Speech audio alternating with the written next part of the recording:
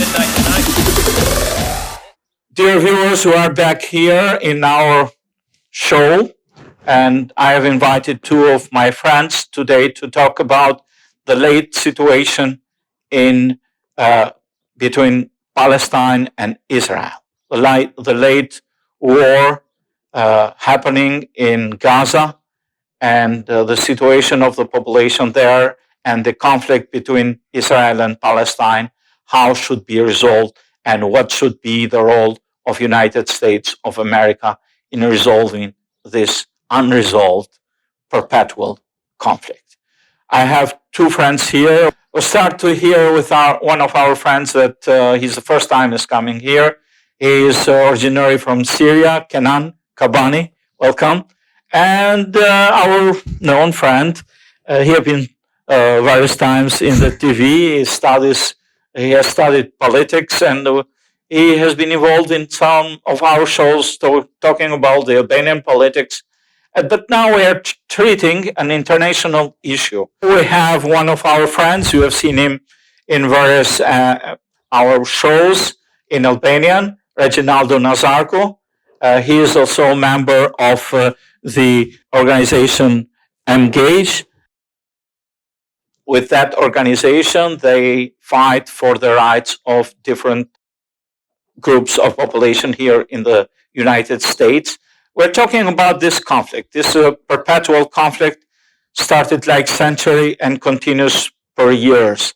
And recently, we have an agreement for peace, but the question remains: should be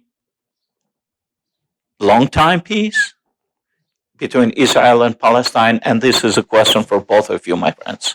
This is a conflict that has been, as far as armed conflict speaking, even though it's very disproportionate, if we want to address it in that sense. We have one side who's essentially shooting balloons, against the fourth most powerful military in the world, which is Israel, and the response from Israel tends to be disproportionate. That being said, I don't think the ballistic missiles are balloons. They're weak. They're homemade. They're homemade missiles. There are missiles also. They're missiles regardless, but in terms of a response of how the conflict unfolds, we see who has all the weapons, all the strength, all the cards in their hands, and who doesn't. And I think something like that is very clear, is that Israel is the fourth biggest military in the world, the fourth most powerful. It has a thriving military technology sector. Rumors and proof and evidence has it that they even have nuclear weapons, So this conflict, though, that aside, has been unfolding since the creation of the State of Israel. And we've seen no viable solution in sight for the past 70 plus years. Is there one coming in the coming years or decades? Hopefully, because people have the right to live in peace, right? People have the right to freedom and self-determination per the UN Charter, per the UN rights that grants nations their own fate, basically. But with everything unfolding in modern geopolitics, even with a ceasefire, something as hopeful as long-term peace might not be in sight in the near future, in my opinion, just because of the narrative shift that needs to change and the policy shift that needs to change, and how this issue needs to be addressed, not only by the United States, but by the international community. But there is a solution, so-called solution, two-state resolution that established the Palestine state. Can that resolve the Israeli-Palestinian crisis? Well, I'd say, I agree with, Rexhinaldo on a lot of these points. And like him, I also agree. I don't see a long-term peace in the near future.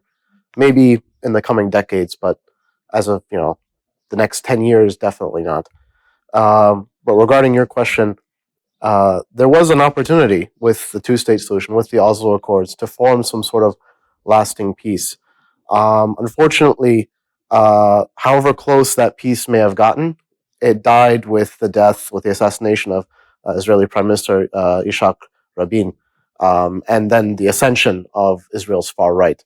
Right now, Israel has been dominated by the far right, by especially far right religious groups, religious parties that have really been backing Netanyahu and really pushing against peace in a lot of ways. Do you think that Hamas wants peace? I'm not sure. I'm honestly not sure if they want peace. They say they do, but I don't know if they do. So very often this conflict is framed in the context of Israel versus Hamas, and I'd like to say that Hamas is more of a symptom of the situation than it is a perpetrator of it. Now, I personally do not agree with Hamas, nor do I like Hamas, nor do I think that Hamas is doing any benefits to the cause of the Palestinians.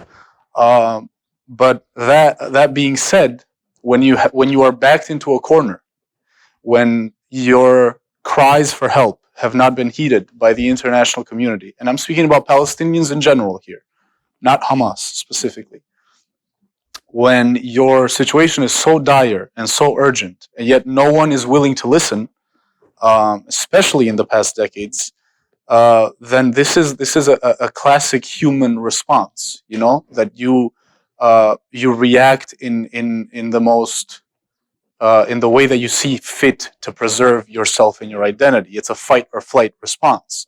And obviously, Gaza being an open-air prison, there's no flight option from Gaza.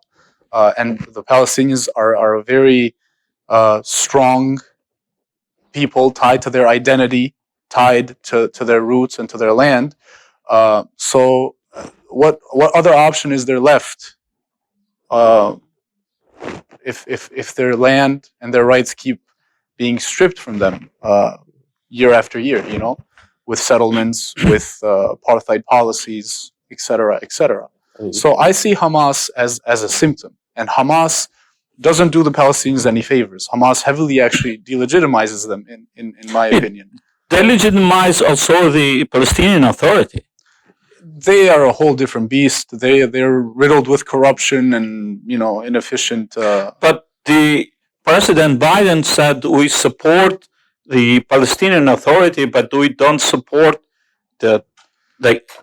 America calls Hamas a terrorist group. So from the Muslim Brotherhood, the same as ISIS.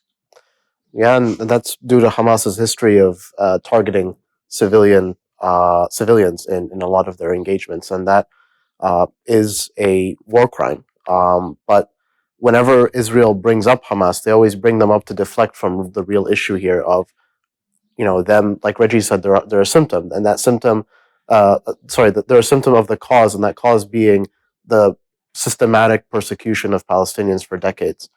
You know, it's really not that far-fetched to say that Israel essentially created Hamas through their actions of depriving the people of Palestine for decades of their just basic rights to live in peace, rights to their own home. So the rights to live in peace understands the rights to exist.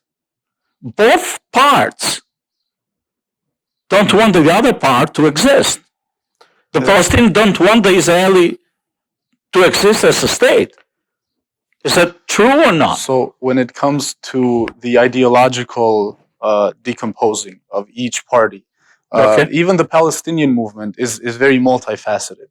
Yes. So I don't think I have the authority, nor Kenan has the authority to speak on what the Palestinians want in general. For now, the pressing issue for the Palestinians is the halt to Israeli policies of apartheid and oppression. And the most viable solution would be a one-state solution with equal representation and equal rights. So your opinion is for join Israeli-Palestinian state? With equal representation and equal rights. So it's basically the South African model of, you know, in South Africa they had apartheid, the whites ruled over the blacks, they made a bunch of racist laws preventing black people from pursuing jobs, education, living in certain areas, and so on. And the way they resolved this eventually was that the white minority stopped implementing these policies. They opened the political system to everyone, and even in some cases tried to kind of adjust for the past grievances that were committed, the wrongs that were done under apartheid.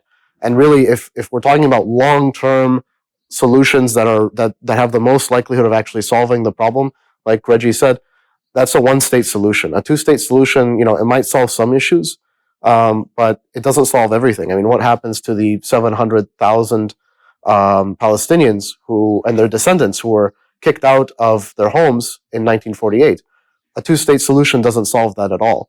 How does even a two-state solution work when the Palestinian state would essentially be this tiny little rump state, in the West Bank, and then separated from it entirely, Gaza? How does that work? I mean, how do you think it will work? The Jerusalem divided, the capital of Israel, and half in the eastern part, the capital of Palestine. It's a policy question that policymakers and governments have spilled their brains over for decades. But there needs to be a concerted effort, and I think the initiator needs to be Israel in this case, because Israel is the superpower. Israel is the one who dictates the rules. You're speaking of two actors in this confrontation.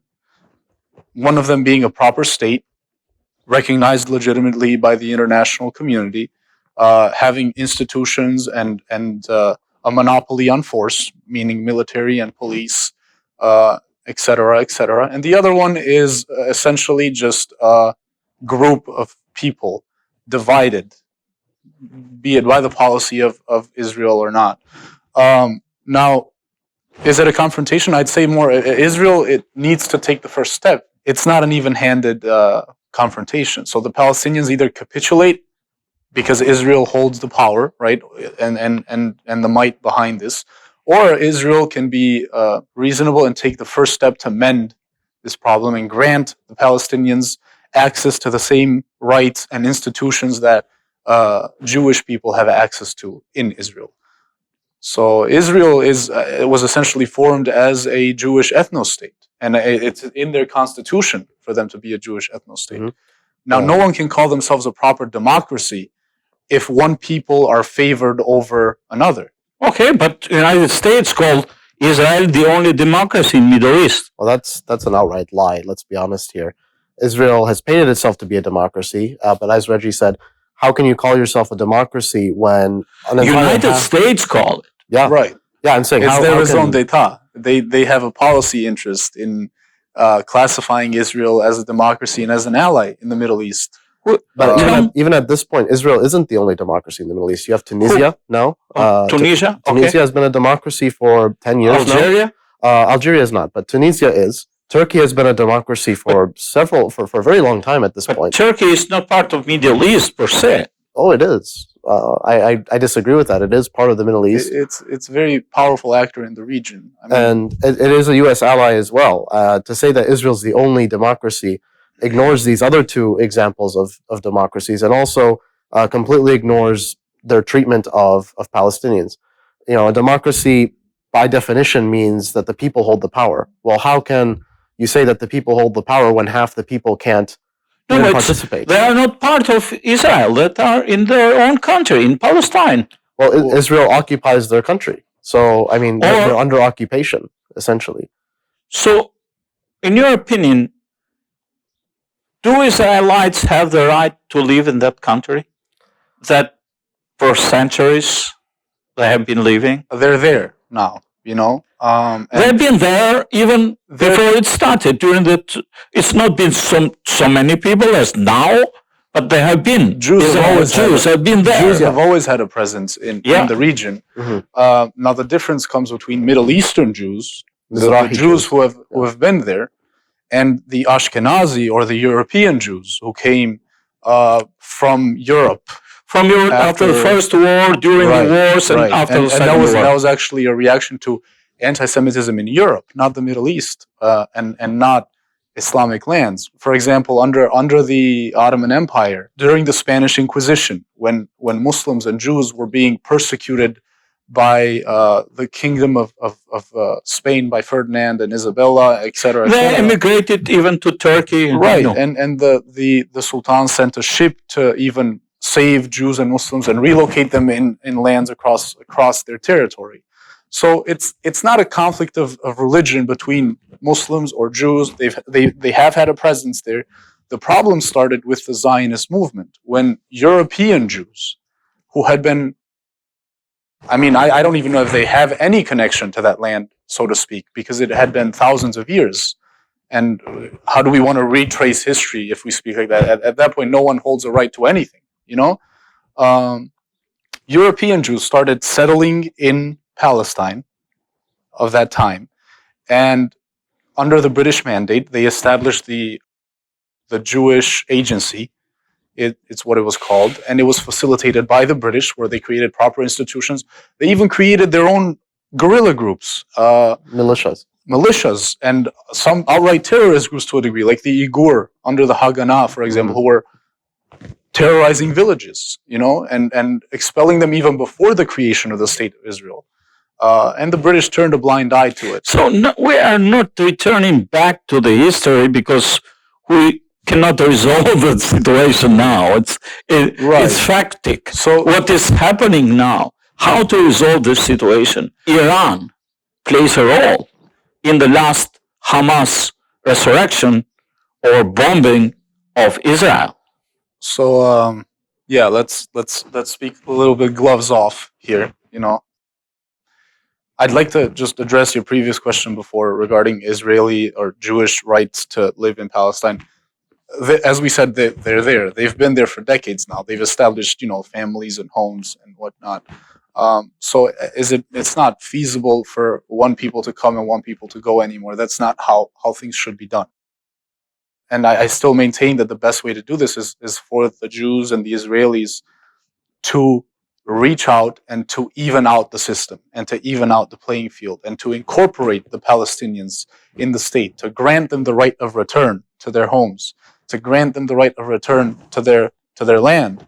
And I want to, since we're on Albanian TV, I want to parallel this with a situation that we have in our people with the Cham Albanians, who the Cham minority, they weren't a minority back then, but the Cham Albanians in Greece who were forcefully expelled from their lands because of different ethnicity, different religion, whatever it may be. But the idea of creating a Greek ethno-state did not include the Albanian element in it, So it was either assimilate or perish for them.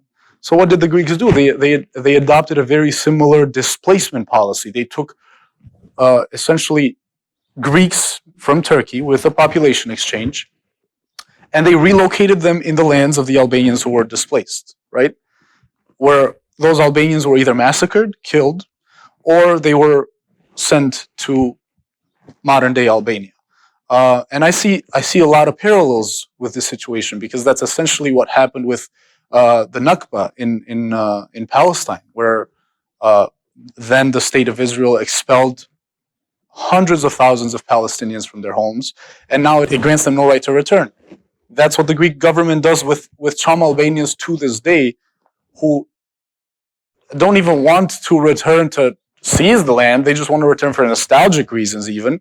And the Greek government puts a non grata status on elderly people and whatnot. So I don't see that as being fair. I see that as being settler colonialism and denying a people their rights. Okay. About the involvement of Iran, what do you think?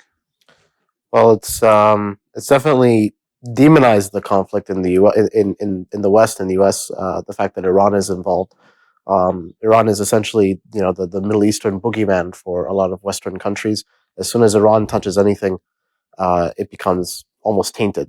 And I don't know if it's necessarily helped the Palestinian cause. It's helped Hamas quite a bit militarily, but it has led essentially to the U.S. and the West to kind of view Hamas as interchangeable with the Palestinians, and them by extension as interchangeable with Iran and its many proxy wars against U.S. allies in the region. So it's definitely not helping the peace. It's definitely not helping the Palestinians in their ultimate goal of getting, just peace and the rights back.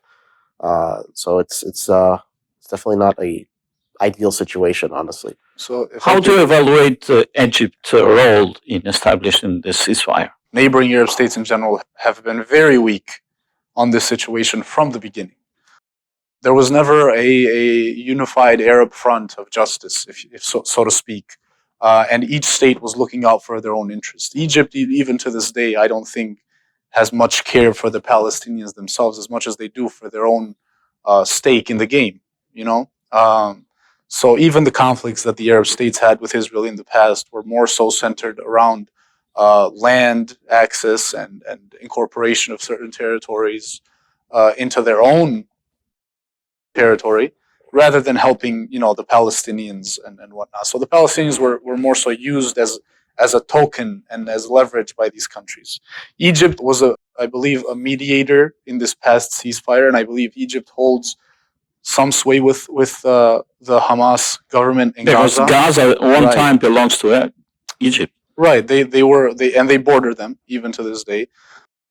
But I don't think that I think Egypt has a geopolitical interest in the Palestinians, but I don't see them as being very genuine. If I might comment on that, Egypt also benefits a little bit from playing this role of the mediator, which they've historically done whenever Israel and Hamas have gone head to head.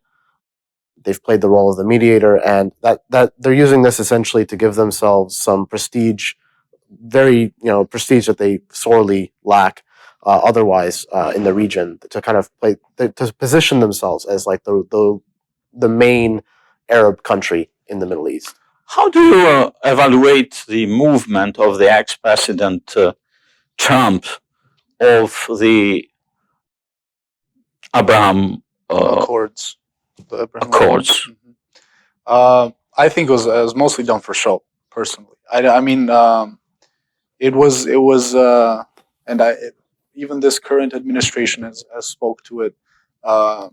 It was kind of a going out game more so for personal credit for President Trump.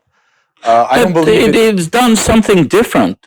It was different. Sure. Palestinians felt that they lost the support of the Arab countries. And as I said, in the past it was Jordan and Egypt and Syria. Now the main Arab players are the United Arab Emirates and Saudi Arabia and Bahrain, who I believe personally are complete sellouts.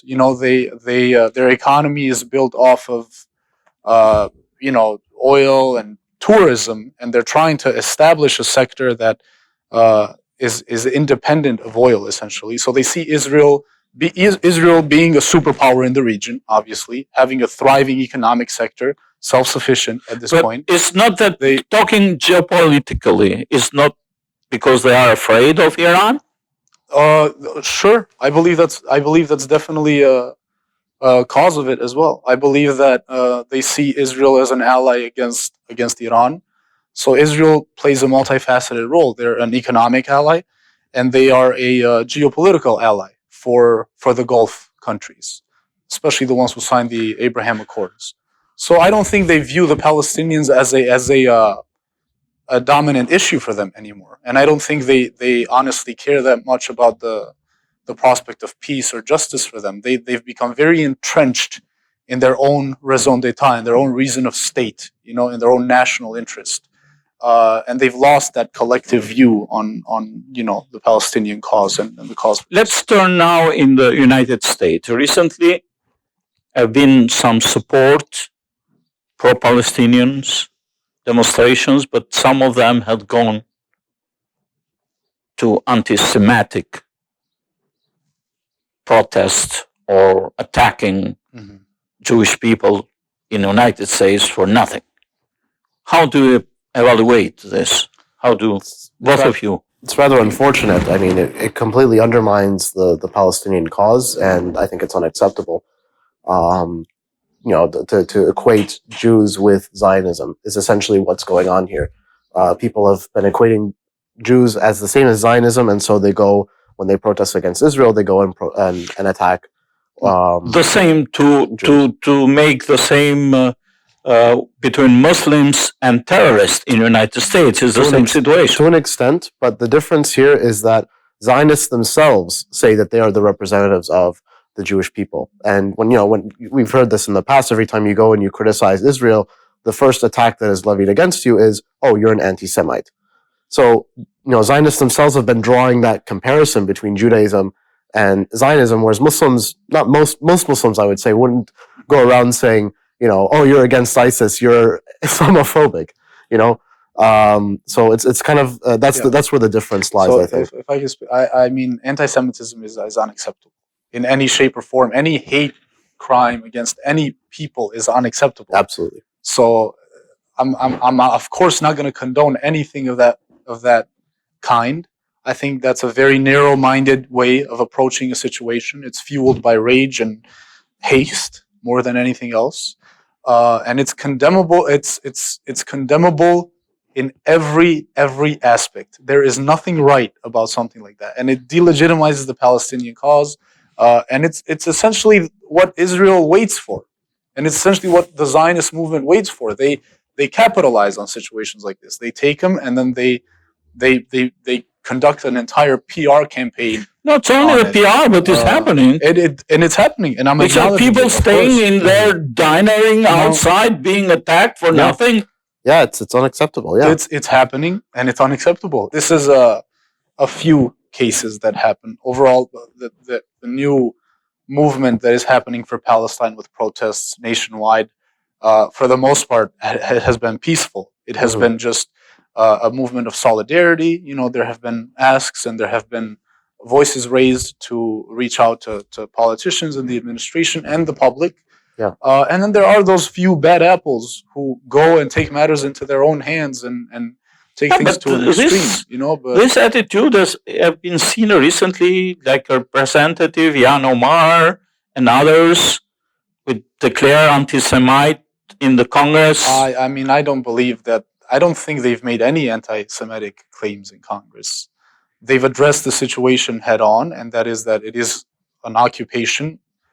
We know this. There's UN evidence, the international community affirming this. 28 resolutions. Right, from and the it's UN usually Security Council. the United States that vetoes those resolutions on the Security Council. Oh, these aren't the vetoed ones. These are the past ones. 28 past even Security more so. Council resolutions.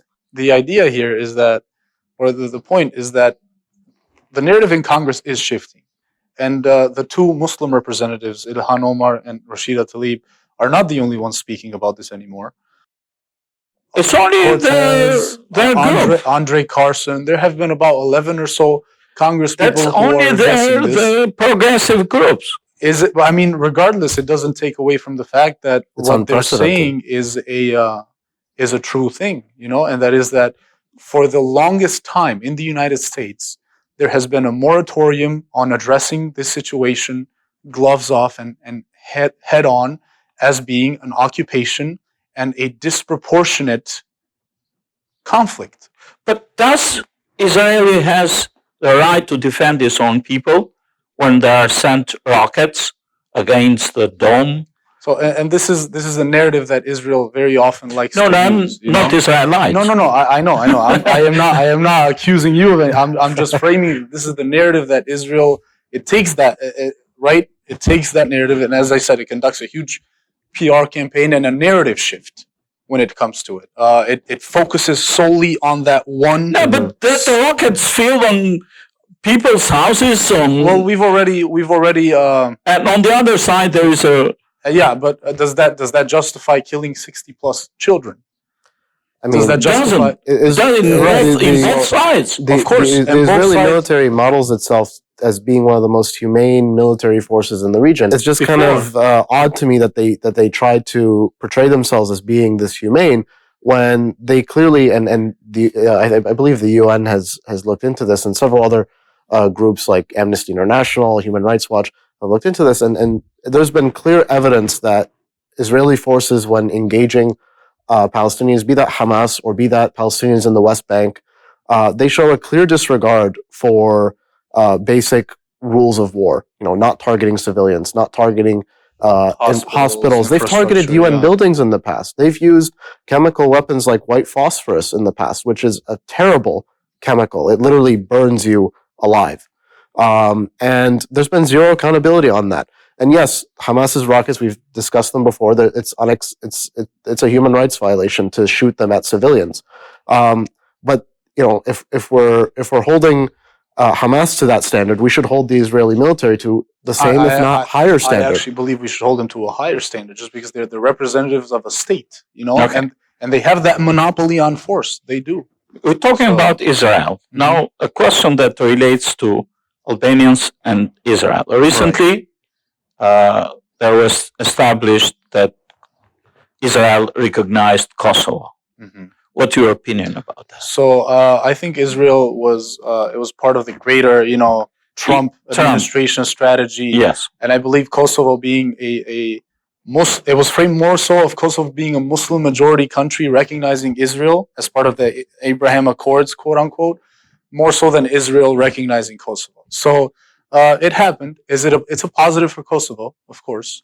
But I've also heard Israeli diplomats and the Israeli ambassador to Belgrade, to Serbia, say that this was completely against the interest of Israel in a recent interview, saying that Israel was compelled to do so by the United States for a greater vision, But he's in Serbia. He wants to. But we can see this, that Israel has had, even economically, greater ties with Belgrade than they ever have with Tirana. And Albanians took a moral stand against Nazi Germany when Jews were being persecuted and massacred everywhere. Albania was the only country in Europe to come out of the war with more Jews than before the war. So Albanians took a moral stand, They saved Jews, most of them leaving for Israel after. And what does Israel do? I mean, Israel has some investments in Albania here and there, but if you comparatively look at them, Israel invests 27% more in Serbia than they do in Albania. And to consider, for what reason?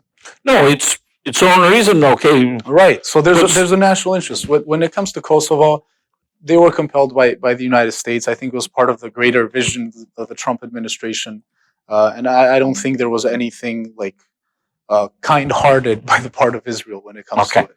Yeah. In order to close this interview, very interesting, very opinionated. Yeah. So I have to ask you a question that it's a $1 million question. When we can have the peace? The necessary steps, the checkbox or the checklist, if you want to call it that, that we have to reach before we can have peace is, number one, the United States has to reapproach how it interacts with Israel. Currently, they're the largest recipient of U.S. aid, both economic and military aid. I think in last year, 2020 alone, they got about, $3.8 billion US dollars in military aid. That's just military aid, not even economic aid. And the U.S. has continued to provide them a blank check. Anything Israel does, the U.S. supports. In the UN, they defend them. Among the international community, they strong-arm other countries to be quiet about Israeli actions. And this blank check has given Israel the ability to just kind of do whatever it wants. It doesn't have to face repercussions. So if we want peace to happen, Israel has to face the awful things it has done to the Palestinian people. And for that to happen, the U.S. has to withdraw its support.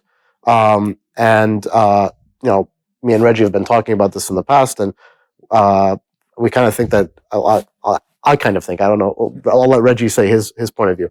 But I kind of think that that's not going to happen until the U.S. shifts its focus from the Middle East to another part of the world. Okay. I'll echo a lot of similar points of view, and I think that we need a reapproach to policy in the Middle East. Israel, for the longest time, has dominated U.S. foreign policy as being a police of the Gulf, essentially, a police of U.S. interests, economic interests in the region. So, But I think that foreign policy point of view needs to change. I think we need to look at other potential partners in the region, and I think we need to work with them. I think we need to develop a more stable region, not just a stable Israel. So, and I think that's in the best interest of everyone. That it allows the region to engage in diplomacy and resolve issues themselves, and it allows the United States, peace of mind to engage independently with these actors without. What do you think about expressing your opinion from the President Biden? Continues to help Israel military. I think it's a very weak stance. I think it has been far more proactive than per se the Trump administration or the Obama administration predating that. But it continues to remain weak, and the United States cannot continue playing this double standard game where it calls out certain actors in certain countries for human rights violations, yet turns a blind eye to other countries, Israel included, just for personal interests. So I think we need to embody the values that we preach. We need to embody the values of fairness and this democracy and this champion of human rights that we preach. It's time that we walk the walk, as we say, not just talk the talk. And I believe that the Biden administration has had a very weak response. It had the opportunity to put an end to the siege of Gaza as soon as it started, and Biden engaged in calls with Netanyahu 6 or 7 times, I believe, weekly, saying that you should end the siege and have a ceasefire. But we know, and we have this confirmation from the Israeli government, that they consistently ask the United States for permission to do something like this. And the United States could have acted quicker, could have acted faster, and they didn't. Maybe this is because the United States are showing weak in the region, that Hamas started and Israeli started. I think the United States needs to, as the hegemon, as the superpower, needs to step in and assert the values, as I said before, that it preaches, and it needs to be a proper mediator, not one that favors one side over the other. I think it needs to acknowledge that this is not a both sides argument. It's disproportionate, and it heavily favors Israel. And by leveling the field, I believe a lot more can be achieved than what has been so far. It has been a conflict in the past decades that has become almost unresolvable. And I think the first step to change is the United States acting as a proper mediator. Okay, you have the authority to use your own opinions. I don't agree with all your opinions. That's fine. Anyhow, we agree on the facts. So, dear viewers, we're finishing here this interesting conversation about geopolitics, about the situation of the ceasefire between Palestine and Israel, about the future of the Palestinian people and the truce and the peace in the region that is required from everybody, and that we gave voice in this interview with 2 our friends. Our friend all know Rexhinaldo Nazarko, and with Kenan today, that they give voice to their opinions for the peace in the region. I thank you very much for being present. Thank you for having us. And for explaining, exchanging the ideas. These are your opinions, and as such, we are broadcasting those opinions that arise the concern of a solution for peace between Israel and Palestine that is welcomed from any time, and unfortunately has not to come so fast.